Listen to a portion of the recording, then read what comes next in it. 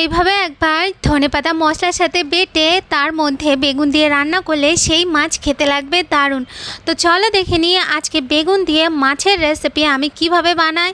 আর এইভাবে আমার ঠাম্মা খুব বেশি বানাতো আর আমরাও খুব ভালোভাবে এইটা খেতাম। তো দেখো এখানে নিয়ে নিয়েছি একটা বেগুন। এরপর বেগুনটাকে আমি একটু লম্বা লম্বা মতন করে কেটে নেব। বেগুনটা কাটা হয়ে গেলে এরপর আমি এখানে নিয়ে নিয়েছি ছোট ছোট 3টে টমেটোটাকে এরপর আমি একটু ছোট ছোট টুকরো করে কেটে নেব।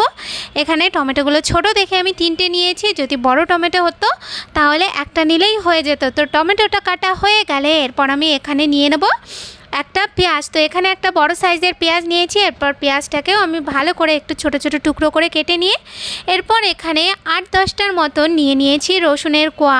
তারপর রসুনের কোয়াটাকে ছাড়িয়ে নিয়ে এরপর আমি এখানে নিয়ে নিয়েছি 4টের মতন কাঁচা লঙ্কা। এরপর এই সব কিছুকে আমি নিয়ে নেব একটা মশলার বাটিতে। তারপর আমি ওর মধ্যে দিয়ে দেব বেশ কিছুটা ধনেপাতা। এরপর আমি ওর মধ্যে অল্প জল দিয়ে এটার একটা পেস্ট বানিয়ে দেবো।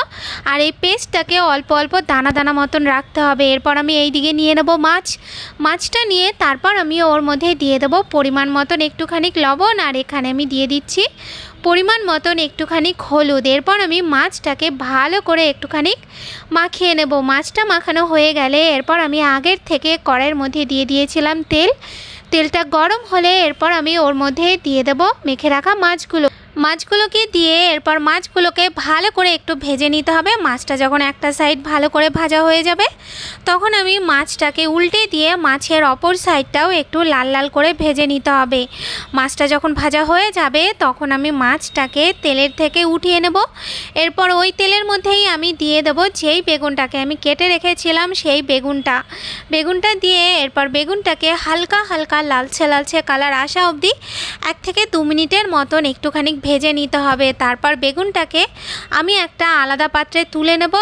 এরপর আমি কড়াইয়ের মধ্যে অল্প তেল দিয়ে ওর মধ্যে দিয়ে দেবো একটা পেঁয়াজ কুচি। পেঁয়াজটা দিয়ে পেঁয়াজটাকে একটু নরম হওয়া পর্যন্ত ভালো করে একটু ভেজে নিতে হবে। পেঁয়াজটা ভাজা হয়ে গেলে এরপর আমি ওর মধ্যেই দিয়ে দেবো মশলাটা দিয়ে ভালো করে একটুখানি নাড়িয়ে চাড়িয়ে নিয়ে তারপর আমি ওর মধ্যে দিয়ে দেবো পরিমাণ মতন একটুখানি লবণ। আর এখানে আমি দিয়ে দেবো একটুখানি হলুদ গুঁড়ো। তো তোমরা যদি ঝালটা একটু বেশি খাও তাহলে এই সময় একটু লঙ্কার গুঁড়ো দিয়ে দেবে। আমি এখানে লঙ্কার গুঁড়ো দিলাম না কারণ লঙ্কাটা অনেকটাই ঝাল ছিল। এরপর ভালো করে একটু নাড়িয়ে চাড়িয়ে নিয়ে মশলাটা ভালো করে কষানো হয়ে গেলে এরপর আমি ওর মধ্যে দিয়ে দেবো পরিমাণ বুঝে একটুখানি জলটা দিয়ে তারপর ভালো করে নাড়িয়ে চাড়িয়ে নিয়ে ঝোলটাকে একটুখানি ফুটতে দিতে হবে। ঝোলটা যখন ভালো করে ফুটে উঠবে তখন আমি ওর মধ্যে দিয়ে দেবো টমেটোটা। আর এখানে আমি যে বেগুনটাকে ভেজে রেখেছিলাম সেই বেগুন ভাজাটাও ওর মধ্যে দিয়ে দেবো। তারপর আমি ভালো করে একটুখানি নাড়িয়ে চাড়িয়ে নিয়ে এটাকে হতে দেবো।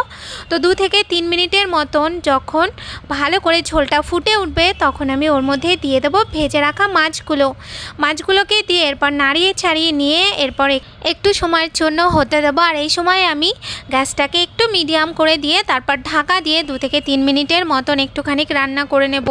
তারপর আমি সবার লাস্টে ওর মধ্যে দিয়ে দেবো একটু ধনেপাতা কুচি। তো এই যে দেখো আমাদের মশলার সাথে ধনেপাতা বাটা দিয়ে বেগুন দিয়ে তৈরি হয়ে গেল দারুণ স্বাদের মাছের রেসিপি। তো এইভাবে একবার মাছ রান্না করে খেয়ে দেখবে, খেতে কিন্তু ভীষণ ভালো লাগে। তো রেসিপিটা ভালো লাগলে অবশ্যই লাইক কমেন্ট আর শেয়ার করতে ভুলবে না। আজ তাহলে এই পর্যন্ত, দেখা হচ্ছে নতুন রেসিপির সাথে। টাটা।